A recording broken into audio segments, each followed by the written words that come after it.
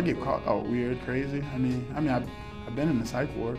I'm just on edge. I'm always on alert. I guess as of right now, I don't want anything to surprise me. You know, and some people call it crazy, you know, but people fear what they don't understand. Welcome to the world and to the mind of Anthony Hargrove. Up until now, all you knew about number 69 was what you saw on Sundays. But he's much more complex than that. He's part psychic. Super Bowl 44. You know, I had an envision of 44 in my head. I mean, I remember I wore 44. I remember I had this dream in college, you know, and it was almost to a T. Part skeptic. I guess because there's always so much. And just when you think you faced it all, you've seen it all, the world throws something new at you. Part visionary. I mean, just great people in our history. You know, I mean, they were always doing something. They were either always writing something or always speaking or always doing this. They were always on the move, you know, so I figured, you know, if that's the way I think and that's the way I feel, then maybe there's something more for me.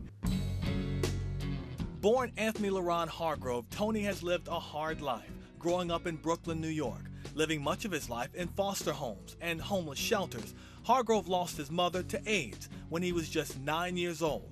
That was 18 years ago, but he relives that moment and so much more from his past on a nightly basis.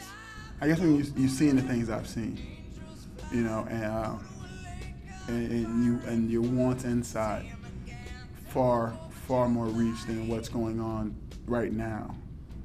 Those dreams of greatness, of change, of doing more. It's in his dreams that Hargrove sees both his transgressions and his accomplishments, his hopes and especially his fears. Before it was a vicious, dark circle, the chaotic living. You know, for me growing up as a child, living from place to place, bouncing around, you know, that chaotic living, that getting caught in that chaos, and the vision of that is, you know, that's what I'm looking for. For a time, bad places felt like home to Hargrove. It's what's fueled his sleepless nights.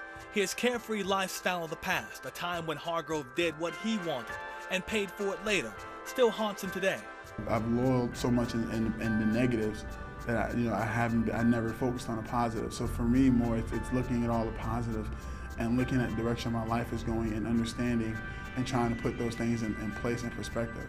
And it's gotten to a point where, you know, those dreams or those visions, you know, have come true. Hargrove's dreams are not uncommon for a person that's bipolar, which he was diagnosed as being many years ago. I've been diagnosed with all kinds of things. I mean, from dissociative, schizophrenia, the bipolar, I mean, just things. I mean, I got a file cabinet that's huge. But Hargrove understands that it's part of the reason why his deep, dark past has a platform today. It's also why he's been able to deal with what life throws at him today. If I can put that in the retrospect, you know, I just think about the last 8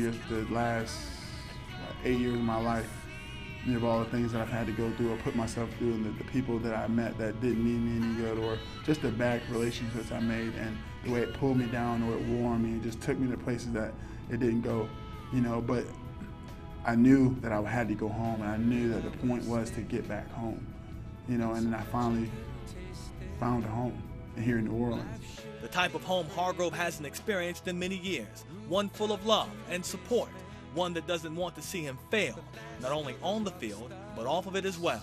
Football is definitely a tool for me now, but it gave me something to always keep my eye on. It gave me something to always shoot for. It gave me that kick in the butt or that extra when I was in treatment, when I was in rehab. It was a goal. It was always a goal.